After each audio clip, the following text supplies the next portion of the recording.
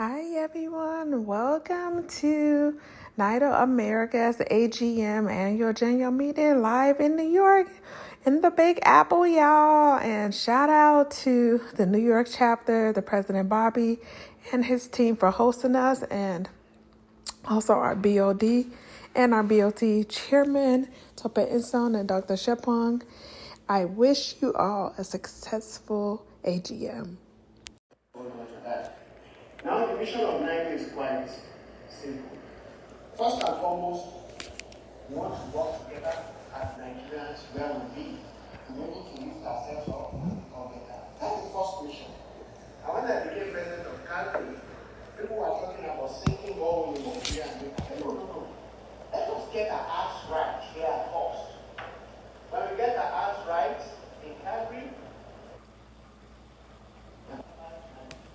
no matter how much we want to fight government and everything, if we don't respect it, we don't have a good organization. So the first thing is to focus on ourselves. What can we do to make an impact on the organization? So we have to work together. After we have achieved that, then we go to the second mission of NIDO, which is to harness our resources to make our country better. And the way we have to do it, if we look at the Chinese, the Indians, diaspora, when they do things selflessly. And that's the attitude we should have as a Nigerian diaspora. So we should do things selflessly. I say that when we build this organization and we're on the right track, people will come looking for us. Every other thing will follow. But if we go searching things and we are not a good organization, we are nowhere. It's going to take some time. It's not going to happen while I'm beauty chairman, but if we set the right foundation, it's going to happen eventually. So that's my charge to every one of us. And I wish everyone a happy breakfast meeting, and let us make sure we have fun. Thank you, and God bless. Thank you.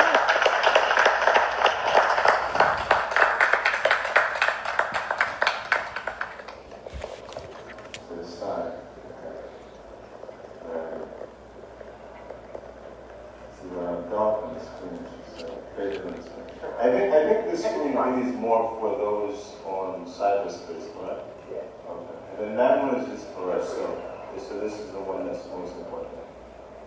It's fine, I think I can hear you clearly anyway. Thank you, Chairman Tupper, for your message.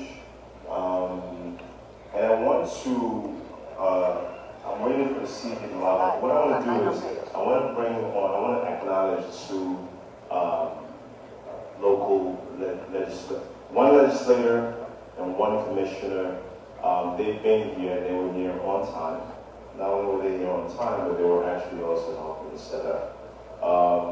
And just to put out there, we could not get in the building until about 9 o'clock when we were supposed to be let in by 8. So we were about an hour behind simply because we couldn't get in the building. That said, I want to acknowledge Senator Savino. Senator Savino has been a senator in New York State. Nearly 3 decades? 18 years. And I have known her all of those 18 years. Very, very closely together. I can say that she's a friend. Yes. She's very pragmatic in getting things done. She gets things done. She knows the community very well. She knows the Nigerian community very well. She has many colleagues that are Nigerian, and was the #1 supporter when I created the first Black Heritage Day Parade of Staten Island in the history of the borough. She was a supporter from the beginning, and she stands with the community. She's passed many legislations in New York State. She's well respected. In fact, she's going to be a senior advisor with the mayor's office, Mayor's office. Yes. Yes.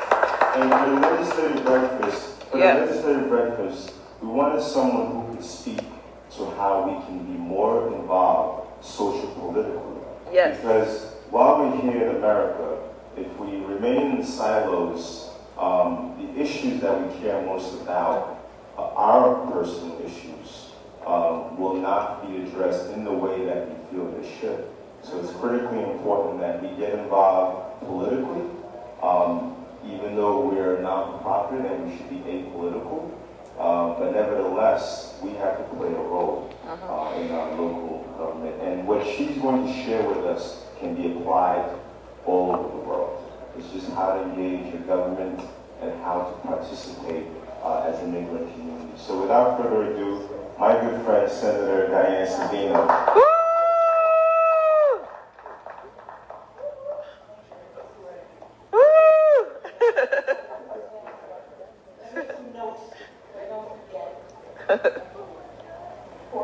First, I want to thank Bobby and Lisa for inviting me this morning. And of course, I'm happy to be here with my colleague in government, our wonderful Commissioner of Cultural Affairs, Lori Cumbo. Thank you, Lori.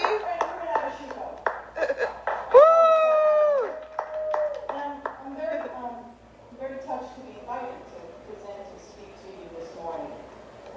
There is a recent report that was published 2 years ago about the Nigerian diaspora, particularly about Nigerian Americans. And the title of the report says, "The Most Successful Ethnic Group." Think about that.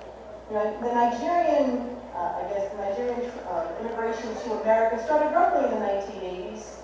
There are about, according to the last census, 450,000 Nigerians in the United States right now, scattered across many states. We have about 50,000, 60,000 in New York right now.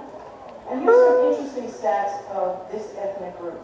61% of Nigerian Americans over the age of 25 had a graduate or a postgraduate degree. That's compared to just 31% of U.S.-born American students of all ethnicities. Yes, sir. 45% go into education fields and higher education. Many are now moving into medicine. An emerging tech entrepreneurship among the Nigerian American population. And many of them are civil servants. And in fact, that was where I first encountered Nigerians, was in the civil service. So I started out as a caseworker 32 years ago in the city's Human Resource Administration and Child Welfare Administration. Ruben Adeshuko was working in HRA as, where was it, Ruben? Past? No. Where were you then? You were in HRA, but what division?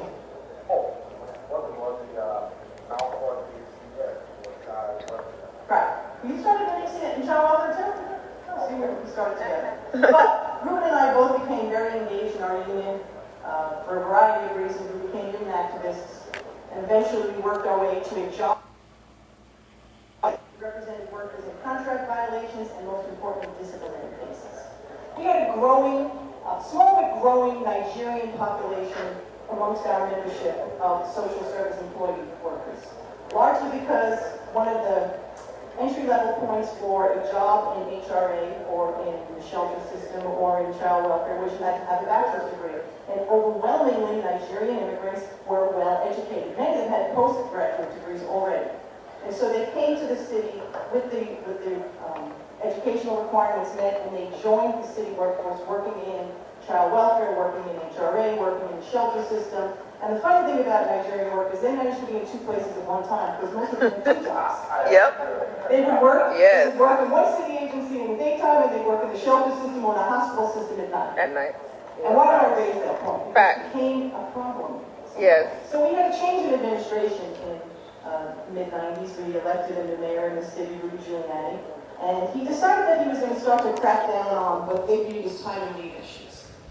Nigerian workers would save all of their time all year long to be able to go home to Nigeria on vacation. Yes, sir. You could build up a certain amount of time as a worker, but you were never going to be able to use all of the time. So they would put in for 3 weeks to go back to Nigeria, and they would be gone for 3 or 4 months.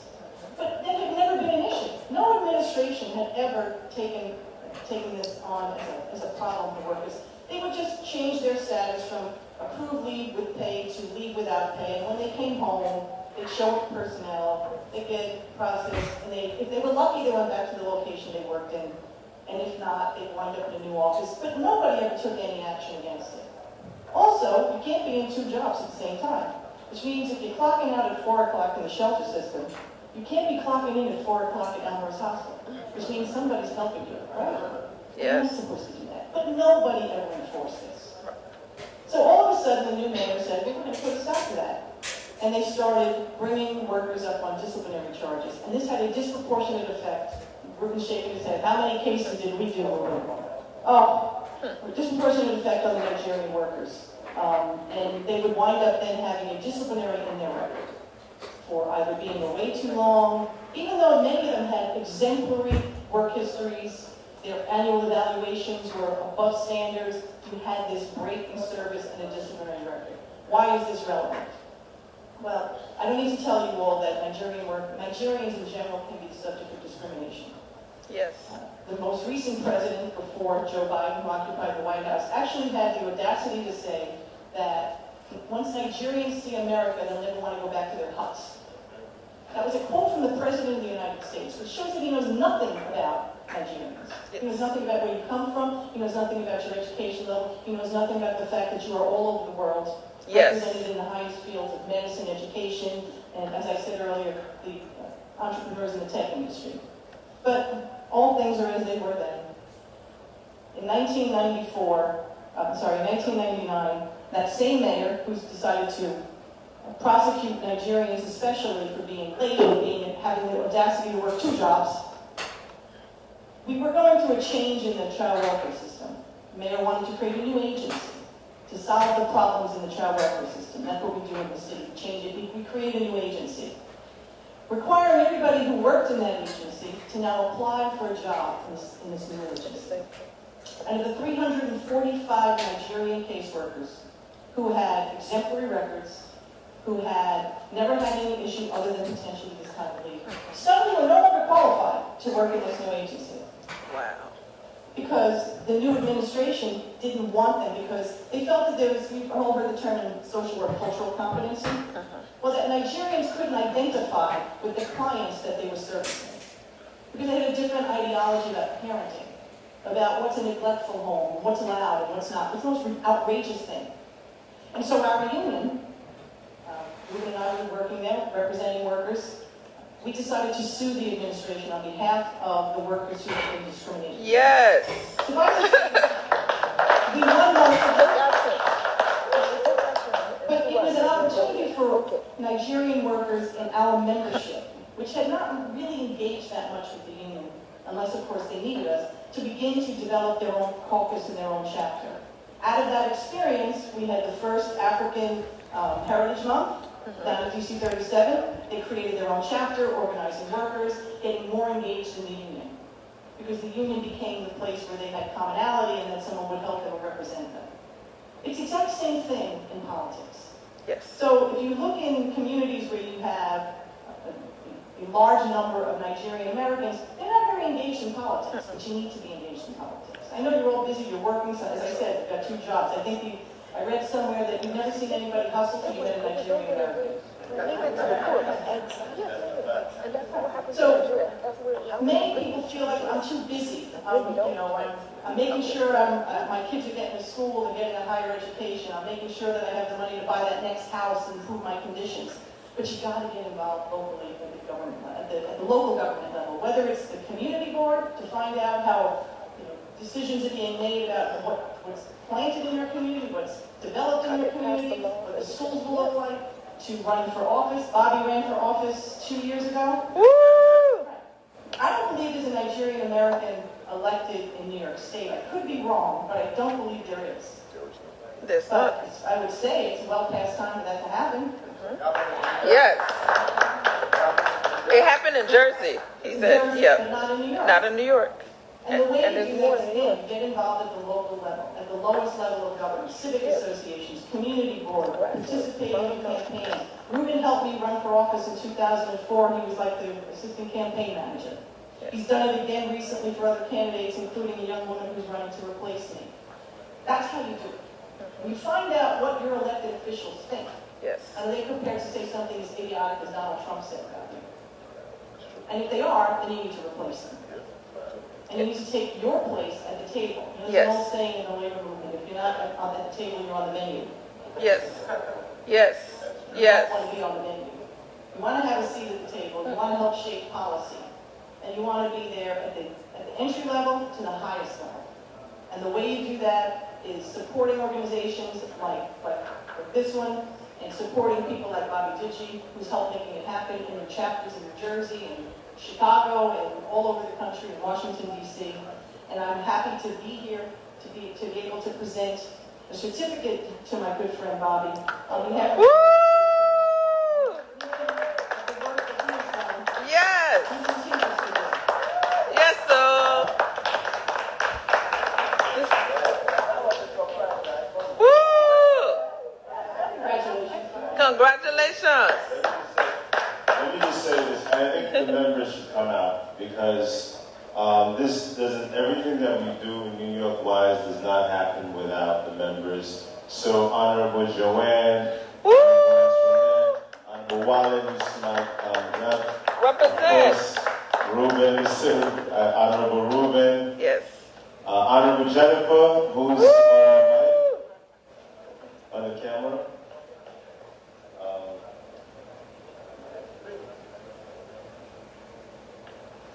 Yes, there's no I in teamwork. So, NIDO New York, I want to thank everybody for being here, for helping make this happen, rather. Woo! Great job.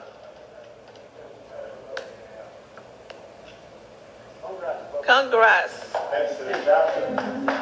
Congrats. Please show the folks online. Thank you so much. Correlation. Yes. Should I post online? Thank you for that. I'm sure I get the photo from someone. Yeah. So yeah, I want to just thank you, Senator Savina. I truly appreciate that, and I'm sure my chapter values that. I want to use this moment also to really acknowledge my chapter members. So you see some here today, somewhere in New Jersey yesterday, helping to do registration, ensuring that that New Jersey was supported also, helping to secure the venue and so on and so forth. More of them will be here later.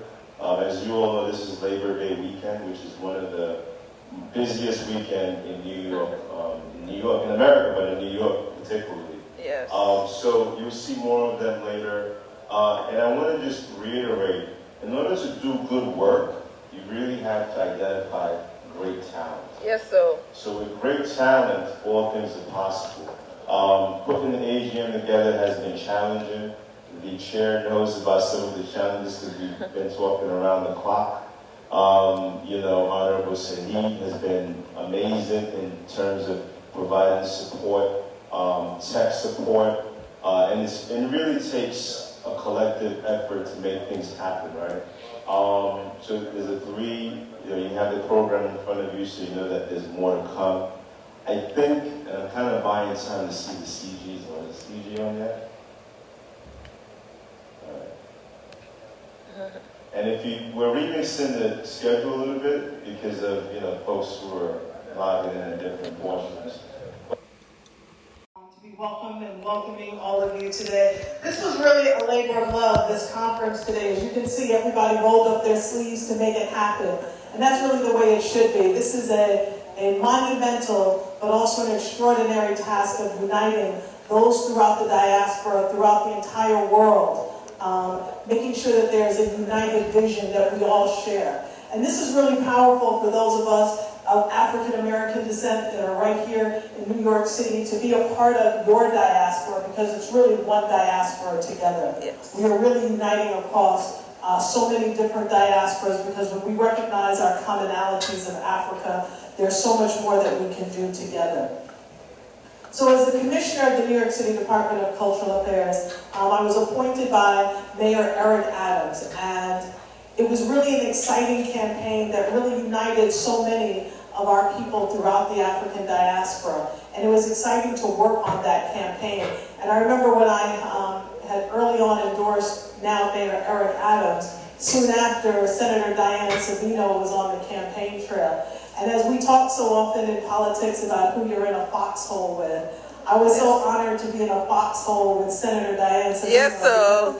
As you can tell, when you show up and you see her on the team, you know you're on the right team. Yes, sir. And it was exciting because we were able to back each other up and support one another. She kind of took on Staten Island, I took on Brooklyn, and bringing our various energies and connections and people and networks. It was really an exciting campaign, and I look forward to continuing to represent Mayor Eric Adams.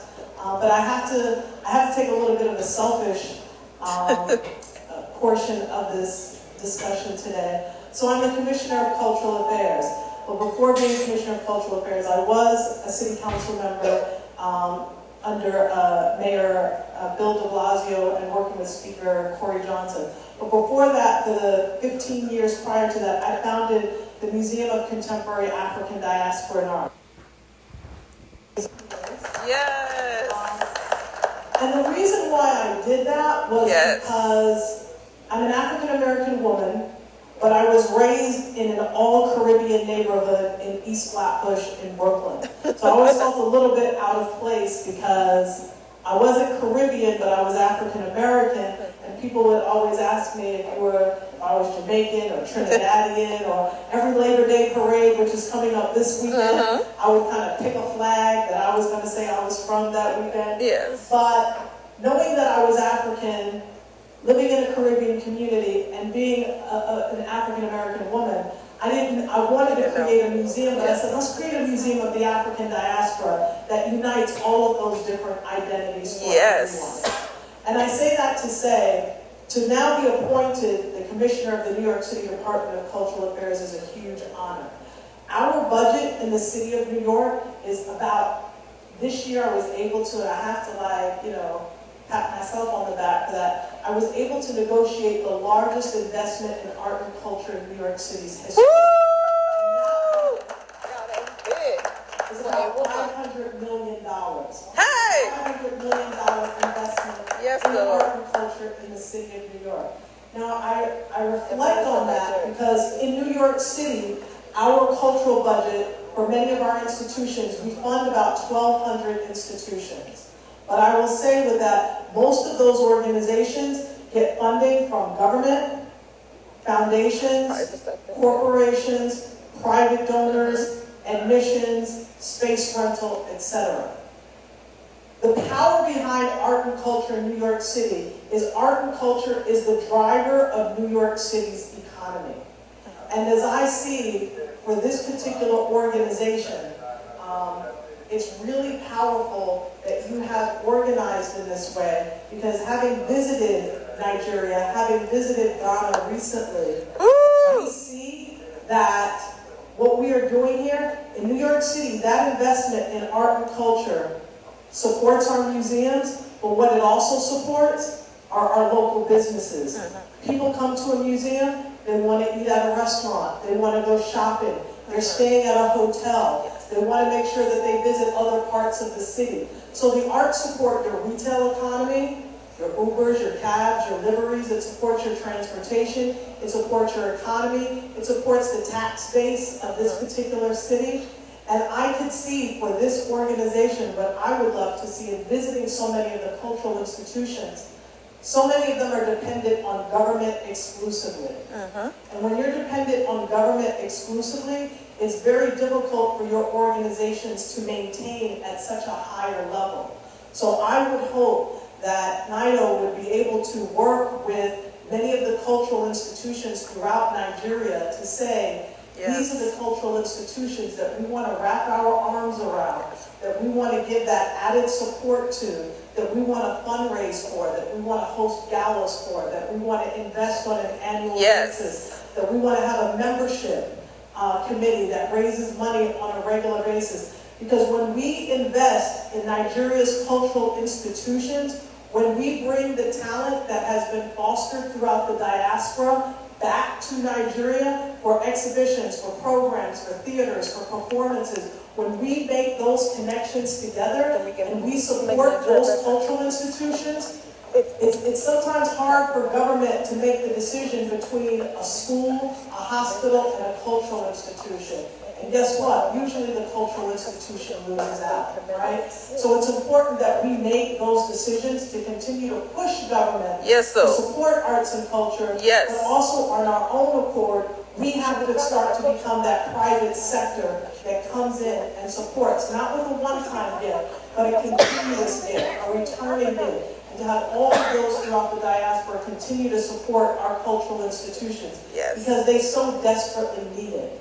And on top of that, with so many of our national treasures coming back to the motherland, works of art that were stolen, that were captured, that were robbed, that were looted from so many European countries that are now coming back to our homeland, we have to make sure, and this is double duty for me, we have to make sure that we put the infrastructure in place to receive our cultural treasures, but we also have to make sure that those that are returning our stolen, looted artworks and cultural treasures give back those works of art, but also contribute a dollar amount to those institutions to make sure that they have sound footing to receive those institutional treasures as well. So it's twofold. Those that have stolen have to give back, but also have to put in financial infrastructure to make sure that our institutions are up to par to receive, but we also have to match it as well.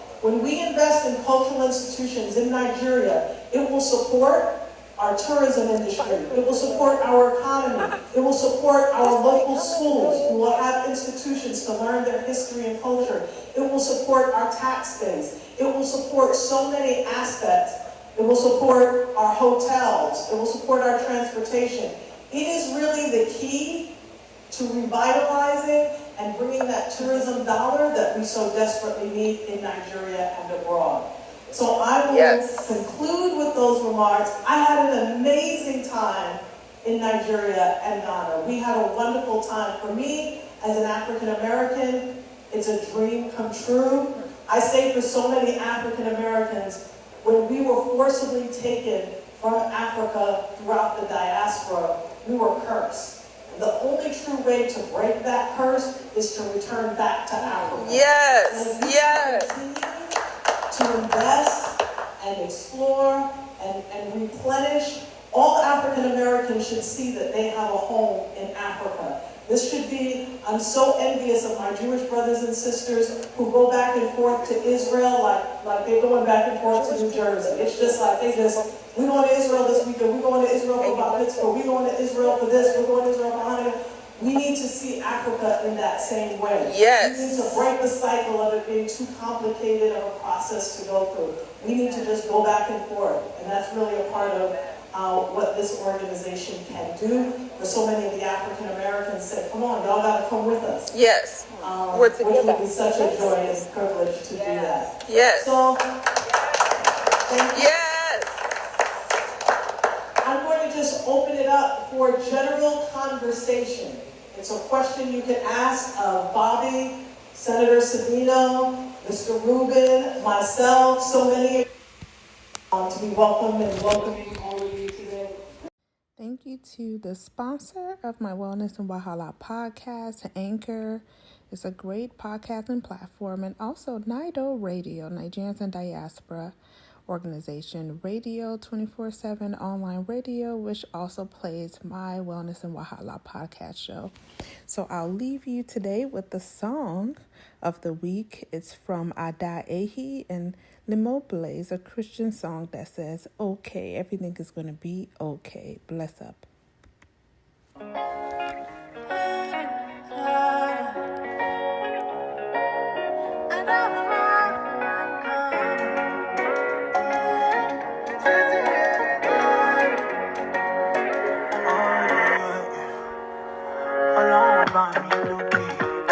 My God, you're the one for me. You give me good, good loving.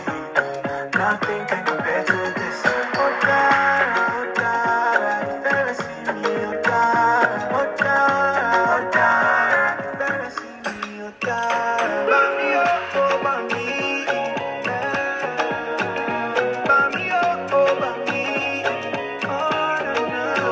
Come along, let me jet. Oh, you better say, let's say. Come along, let me jet.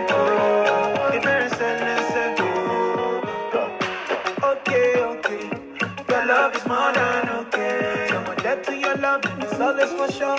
Your love is more than okay. Oh Dara, oh Dara, if ever see me, oh Dara, oh Dara, oh Dara, if ever see me, oh Dara. Mami, oh mami, mami, oh mami, oh na na na. I'm alone, let me jet. Oh, if ever say let's say. I'm alone, let me jet. Oh, if ever say let's say. You check me like cha-cha-cha, just to hold me more cha-cha. I feel it's hot and early, I cannot take a la-la. And it's okay, okay, this love is more than okay. Okay, then just a looky. How can I keep it lucky? Yeah, if ever see me, you're not for me. I never know I want to for you, to for you, to for you.